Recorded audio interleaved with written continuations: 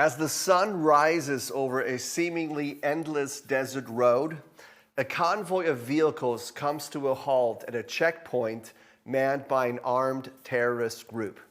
The lead driver rolls down his window, he takes a deep breath, and he prepares himself for another unpredictable negotiation. You see what had happened 3 days earlier and several thousand kilometers away in Geneva, Switzerland. The opening of a humanitarian corridor had been negotiated. With no end in sight to this protracted conflict in the Middle East, several states, the United Nations, the International Committee of the Red Cross, and several non-government organizations had held direct and indirect talks with the parties to conflict to realize this humanitarian operation. But now, here, in this proverbial last mile of the humanitarian operation, it is now up to the driver to persuade the splinter group to respect the agreement brokered in Switzerland. In a few time zones somewhere else between where the desert is in Geneva, perhaps somewhere in Africa, a local volunteer is meeting with a group of mothers by a village well. And her goal is to persuade the children of these moms to be vaccinated to prevent a dangerous disease outbreak. Advocacy campaigns internationally by the humanitarian community had secured the funding for this vaccination drive. And a working group of state actors and NGOs and the United Nations successfully negotiated the terms of this immunization campaign with the host government's Ministry of Health. But in the end, despite all this international negotiation, the operation's ultimate success relies on the effectiveness of a local volunteer's ability to negotiate. You know, the 450,000 aid professionals around the world have one thing in common. Regardless of their role, regardless of the context of their work, they practice diplomacy in order to deliver effective aid. And that's why this morning I'm just going to talk to you about one reality. To be a humanitarian is to be a diplomat. To be a humanitarian is to be a diplomat. To be a first responder to an emergency, you have to also be a diplomat. Hi, my name is Mike Clark, and I have spent the last 17, 18 years working and living in over 70 wars and disasters around the world. I was often the first person to deploy to international conflicts, to earthquakes, to tsunamis. If it happened, if you saw it on CNN the last 17 years, I guarantee you I was most likely there. And today I want to talk to you about the role of diplomacy in humanitarian emergencies. The topic of this course, of course, is politics and crisis response. And I want to talk to you a bit about what international relations look like from an aid worker's perspective. I know a lot of you in the course are first responders, firefighters, police officers, and perhaps a few of you, or most of your experience is more in domestic crisis response. And I did live in Missouri for a couple of years, so I've experienced some ice storms and some tornadoes while I was studying in Missouri. But I will use my experience working in some of the toughest international contexts around the world and really just shed light on this topic of diplomacy. We're just going to scratch the surface of it. But at the end of the day, I hope that you walk away with this one phrase: to be a humanitarian is to be a diplomat. To be a first responder is to be a diplomat. Your job is too important as a first responder. And in fact, your job is too dangerous as a first responder to rely on the diplomatic skills of state actors when you're on the ground dealing with a local population. Your ability to use tools like dialogue, negotiation, advocacy, and persuasion is going to really result in hopefully effective aid, but also in you living a much happier and healthier life. Diplomacy saves lives. It saves the lives of those practicing it and of course, those who we have committed to serving. I want to walk you through a bit the history of diplomacy, because it is not to be just assumed that humanitarian diplomacy is something that can be assumed. In the end of the day, the last hundreds of years, perhaps the last 1,500 years, diplomacy was practiced by state actors. First kings, then elected officials. But the primary goal of diplomacy was to avoid conflict. It was to use peaceful dialogue and interaction between political units to avoid conflict. The reason why a lot of people don't know much about diplomacy is because successful diplomacy is quiet and it results in peace and not in war. Now, the interesting thing is, really, the 17th century notion of diplomacy has carried the last couple hundred years, that diplomacy has mostly been reserved to only be practiced by state actors. That is, one government sends out an ambassador to another. The United States sends out an ambassador to Germany, and they negotiate in a variety of economic, military treaties, business treaties, immigration, visa treaties. So in reality, thousands of diplomatic activities are taking place between several countries at any given day. But really there was this idea that really only an official ambassador, an official delegate of a state could practice diplomacy. That's why we have diplomacy that we often view as very traditional, very static, very kind of stuck in this red tape mentality. Now, over the years, people realized, hey, there's really one primary way of doing diplomacy. We're going to call that track one diplomacy. That's official diplomacy. That's what's taking place right now when the European Union and the United States are negotiating with Russia to avoid an invasion of the state of Ukraine. That's track one, official diplomacy. Why it's official? Because it's state actors doing it. But over time we realize that's really not the only type of diplomacy. We see what people call then track two diplomacy as unofficial diplomacy. In 1981, a guy named Joseph Montville, he introduced and explained track two diplomacy as unofficial, informal communication conducted by outside or third-party actors. One of the guys who practices this consistently is the former U.S. President Jimmy Carter in the Carter Center. He, although he does not carry an official position as an elected official anymore, he's using his influence, especially in places like Africa, to ensure that the democratic process still continues. That would be unofficial diplomacy, but it aids in what? Peaceful interaction between groups of people. Now we realize, though, and this is when we get to it, and today I want to talk to you about what I want to call as humanitarian multi-track diplomacy. We've come to a point of realizing, yeah, track one, official diplomacy, is really important. Track two, other someone else, an unofficial person practicing diplomacy, is also important. I want to talk to you, and you'll see it in your notes today, humanitarian multi-track diplomacy. I've just went ahead and defined this, part of my PhD research, as the following: a multidimensional approach to achieving humanitarian objectives through dialogue, advocacy, negotiation, and persuasion. I think you get the first part. It's multidimensional. I gave you the example. There are these macro negotiations taking place on the global level. That's what we see on the news. But then we have this local negotiation taking place on the local level. The approach is to achieve humanitarian objectives. That's really important because this is what defines what I do. For example, on Wednesday, I am traveling to the Middle East, and I get to meet with some very interesting dudes. They are an Iran-backed terror group. And they've been holding up, in a country that I want to mention right now, they're holding up aid. Aid workers are being harassed, nurses, doctors are being arrested, And aid cargo is being, man, switching my language, is being confiscated. There you go.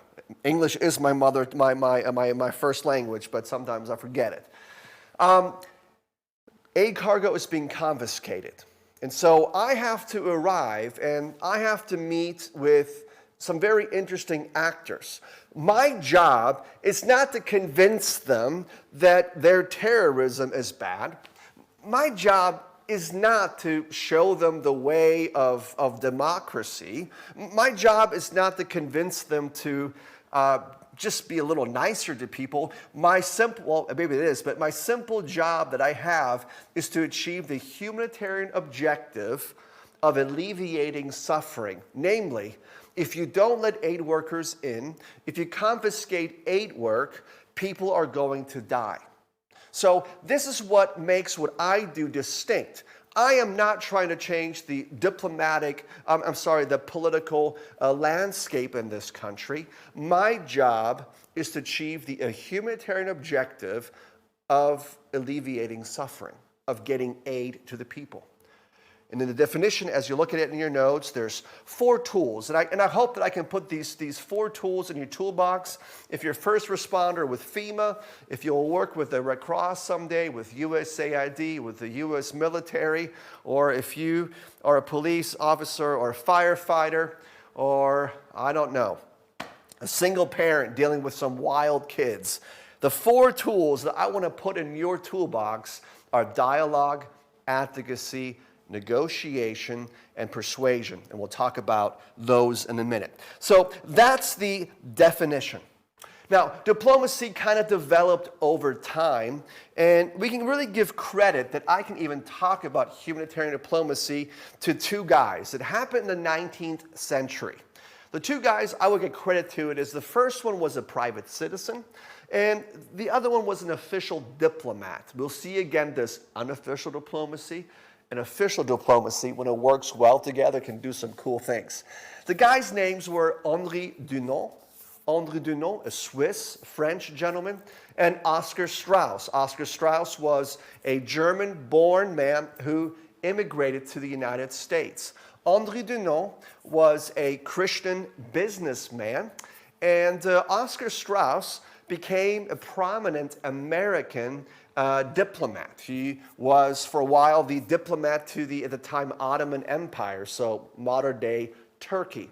Dunant and Strauss lived in a time period when state and non-state actors really tried to find ways to address, reduce, prevent suffering through the heightened application of diplomatic activities. Their attempt was really to find ways to govern the gross effects of war. And that was really the dawn of really globalization. In the 1820s, humanitarian affairs began to play kind of a bigger role in foreign policy. And the international community kind of began to realize that international and regional security interests really meshed well with their responsibility to protect.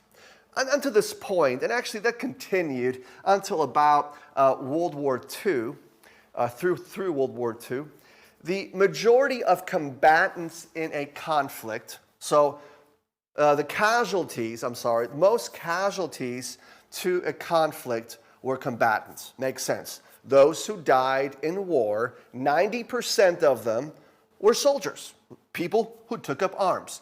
The other 10% were civilians.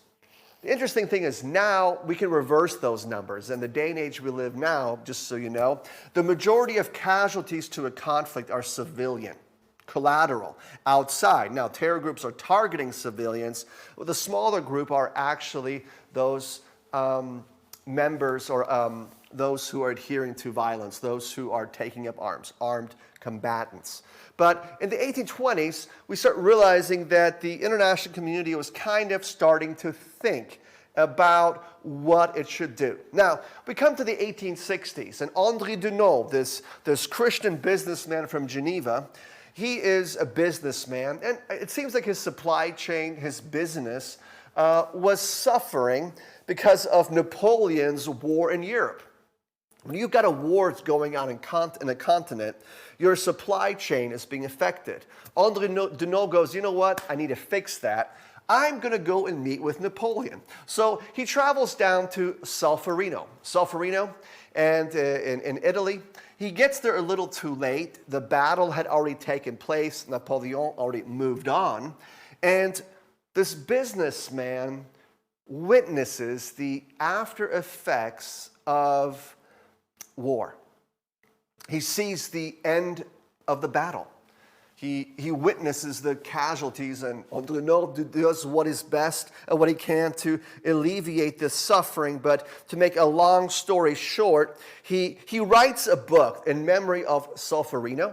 That would be the first advocacy campaign I would suggest that was printed. He organized a diplomatic conference. A businessman, an unofficial actor, organizes a conference of state actors to discuss the rules of engagement in conflict, how to deal with combatants, how to deal with former combatants, those who have put their weapons down, how to deal with the civilian population. So he organizes this conference. He forms the ICRC, the International Confederation of the Red Cross and Red Crescent Society, and then he begins to send delegates out. So we had just talked about that up to this point, diplomacy is just official. Now this dude comes along, sees human suffering, organizes unofficially with states. Then he starts appointing his own delegates and sends them out. He sends them out to the parties to conflict, the Danish and the Austro-Prussians, I think in 1864. These guys were fighting over the duchies of Schleswig and Holstein in modern-day Germany. And he sends these delegates out to negotiate really what to do in this humanitarian response. Around this time, a couple years later, in 1891, we have Oscar Straus. Oscar Straus is a diplomat who has run for office. He's been an ambassador for the United States. He's well connected. At this time, the United States is kind of growing also, not only as economic power at home, but business people and American missionaries are really beginning to travel. It's this beginning age of globalization. Countries are leaving their shores, and this country of immigrants is now having business and political and religious interests and sending people out around the world. So Oscar Straus and others are getting letters. We have American missionaries, we have American businessmen who are living in places like Russia. And there are citizens, they are civilians, but they begin to witness injustice. For example, they're seeing the Russians, the Russian Tsar persecuting Jewish populations. The U.S. had been home and already been hosting large Jewish populations even at this time. And so Oscar Straus, as a Jew, was getting letters saying, hey, what's the Americans' position? Here is Russia persecuting Jews or persecuting this other group. And the questions that Americans abroad were sending back to America is, what do we do? Benjamin Harrison was president at the time, and he began to apply diplomatic pressure. He began to even consider sanctions. And out of this action, and we realized that Oscar Straus was getting really involved in putting pressure on the president, who then in return put pressure on Russia. It was Oscar Straus who coined the term humanitarian diplomacy.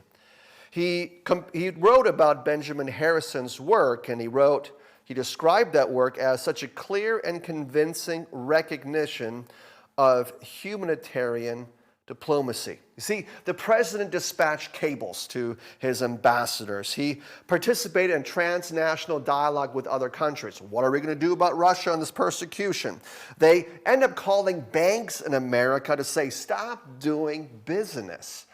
Again, it was Oscar Straus who really got that going. And so we can trace the term humanitarian diplomacy to the year of 1912. 1912. Interestingly enough, it would take all the way until 2006 for the ICRC, the International Confederation of the Red Cross, to write their own humanitarian diplomacy policy, although we can look at several instances where the IFRC, the ICRC, and other aid workers used diplomacy. But it wasn't until, in fact, my research in about 2016 to 2018 that we began to really think about the fact, hey, this thing has been practiced. This humanitarian diplomacy is happening under the current. It's taking place, but how does it really look like? There had been a book written on humanitarian diplomacy. It really was just kind of a catalog of summarizing it. But I had the privilege of, while I was still working as a first responder and having a baby and moving continents 3 times, to work on my PhD in the Netherlands at the Faculty of Law in Groningen, a really great institution. I had the chance to do some research. And we began to interview hundreds of aid workers. And we began to talk to them and try to find a way to understand what humanitarian diplomacy looks like. And that's how we came up with this definition that humanitarian multi-track diplomacy is the best way to call it. And we would define it as this multidimensional approach to achieving humanitarian objectives through dialogue, advocacy, negotiation, and persuasion. I don't know. That should be on the test. If I would be giving a test, I would put the definition on there. But I want to talk to you briefly about the parameters of humanitarian diplomacy, because we realize that humanitarian diplomacy takes place in a very unique set. And you'll see the parameters of humanitarian diplomacy, DIPLO, very clever, I know. You'll see that on your notes. The first thing that I would just simply mention, I'm going to kind of fly through it, and I know online learning is difficult, especially because we can't interact. If you happen to have questions, if you want to have another video chat about this topic, shoot me an email. My info is on the bottom, and happy to set up an appointment in the next couple of weeks or months for us to talk about what I think the most coolest, greatest topic in the world, humanitarian diplomacy. The first thing you understand about the parameter of humanitarian diplomacy, it lives, it breathes in the humanitarian space. I've already used that example of my travel to the Middle East here in 2-3 days. My job, I'm not going as a political actor. I have no political affiliation, although I might have my personal opinions as a citizen. But again, when we look at the humanitarian principles, if you don't know those, go to the Red Cross, pull them up, the international humanitarian principles. We are not political actors. I would even argue when you're working in a domestic disaster, although you might work for a U.S. administration like FEMA, although FEMA is an instrument of a political system, the aid to deliver to its citizens must be apolitical. Why? Because the work that you do, and the goal of diplomacy is simply to achieve the humanitarian objective. That's why we use this tool. It is simply to alleviate suffering. The second thing, what we've already noticed, I think you might have picked it up indirectly, when it comes to the identity of the parameter of humanitarian diplomacy, it's not positional. So we looked at this all the time. It is actually functional. What I mean with that is, you don't practice diplomacy because you are a diplomat. There's very few people who can call themselves humanitarian diplomats. We do not practice this. The driver being stopped at the checkpoint in, let's say, Syria, who has to negotiate with the armed group who's manning the checkpoint, he's not practicing his negotiation skills out of a position. He can't flash some membership card, I'm a diplomat. No, he does it out of his function. Why? To achieve a goal. It's functional. It's simply a tool in a tool belt that you pull out when you got to do it.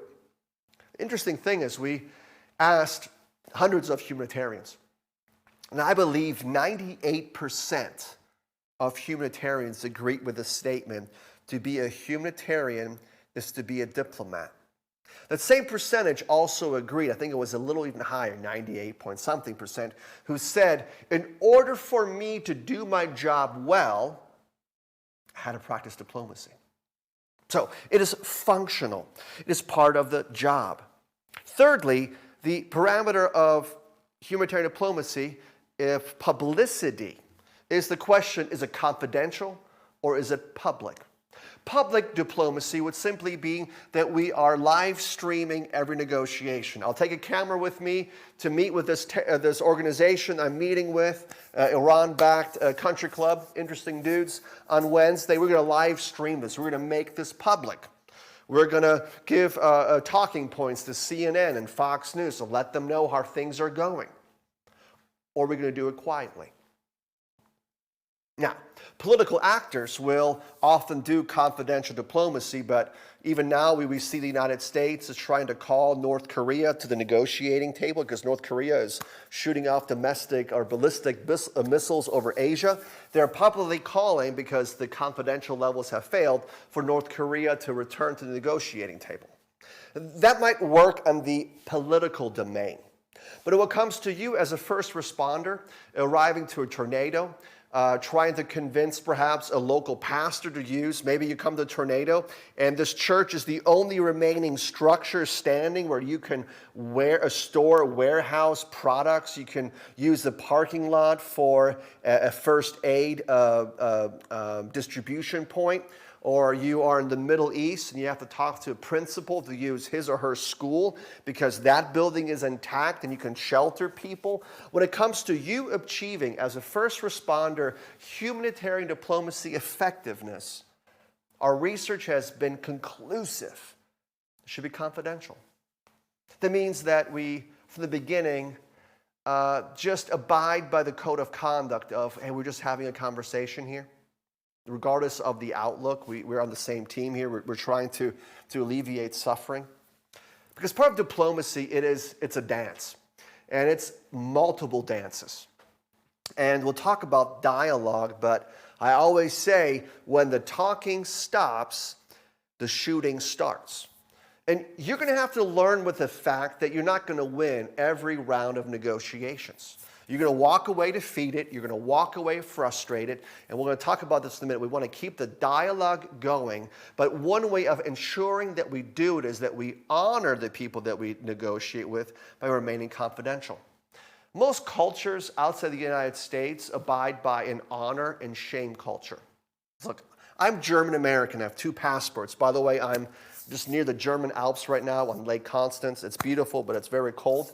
But I'm German American. I'm like the most direct person. If I don't like something, I simply say it. In my culture in Germany, it's completely okay just to have a robust conversation about anything.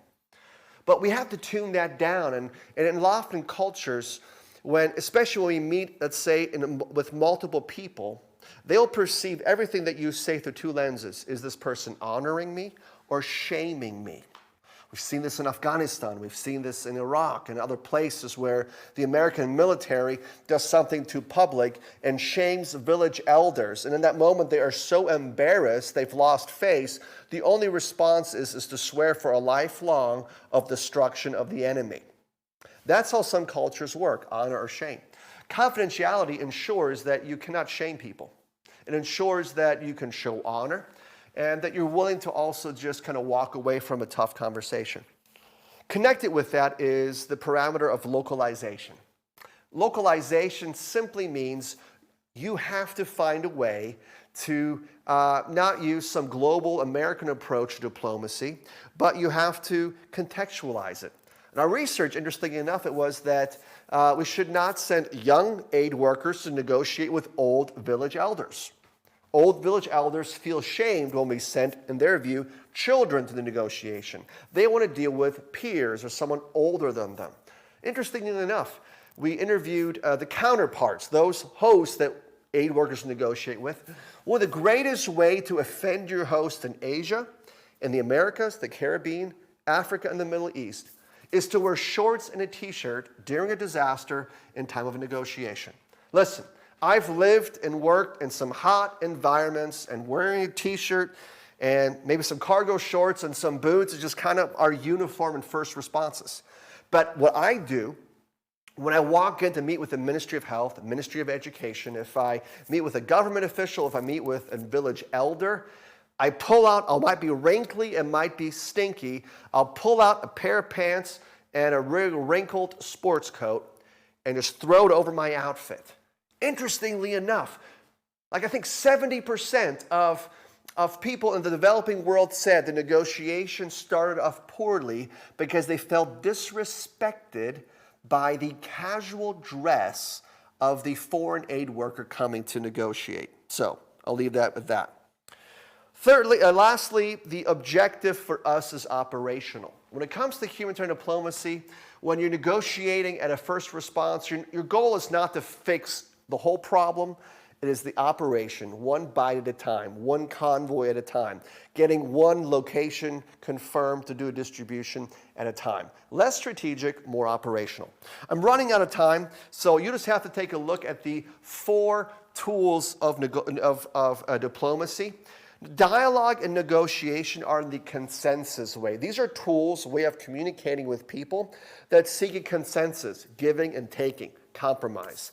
Advocacy and persuasion are 2 tools that are used actually less by aid workers because they're a little more coercion-based. Persuasion, for example, would simply mean, hey, you either do this or you don't. So let's look at dialogue.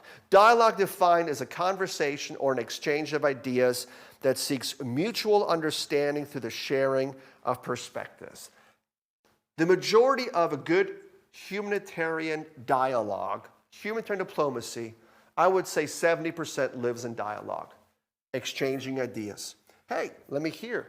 And good intelligence gatherers, I consult intelligence agencies with NATO, United States, Germany, and others. We've talked about this.